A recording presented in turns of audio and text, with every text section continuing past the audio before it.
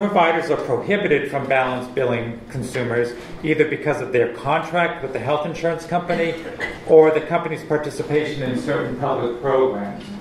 So it's very important to remind consumers of the importance of understanding their plan's provider network and whether they may have to pay more to see certain providers. Because you get the sticker shock later when you get the statement that says, oh, you owe us, and you think, well, didn't my insurance cover that? Or what are these extra charges for?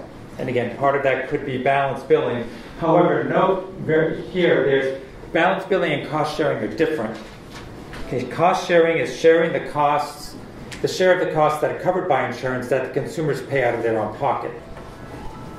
This includes items such as deductibles, co-insurance, and co-pays or similar charges, but does not include premiums or balance billing amounts for non-network providers or the cost of non-covered services.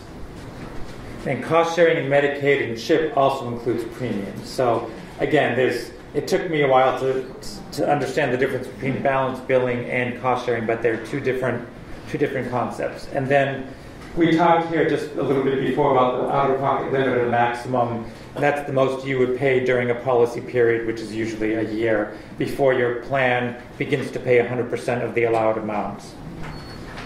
Okay. Moving on to formularies, or the drug lists.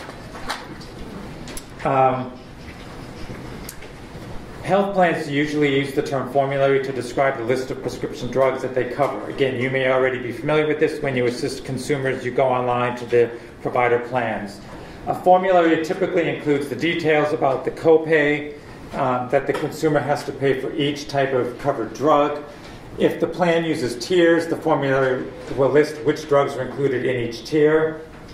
And tiers are groups of drugs that have a different cost for each group. A drug in a lower tier will cost less than a drug in a higher tier. In general, the tiered formularies encourages consumers to select the lower cost drugs, such as a non-brand or a generic.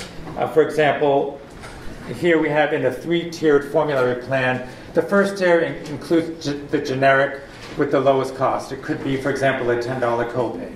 The second tier is preferred brand name drugs with a higher cost. For example, it could be a $25 copay. The third tier includes non-preferred brand name drugs with the highest cost to the consumer, which could be a $40 copay. But just big note here, when you're helping consumers compare plans, advise them to make sure that any drugs they are currently taking are included on the plan's formulary before they enroll in the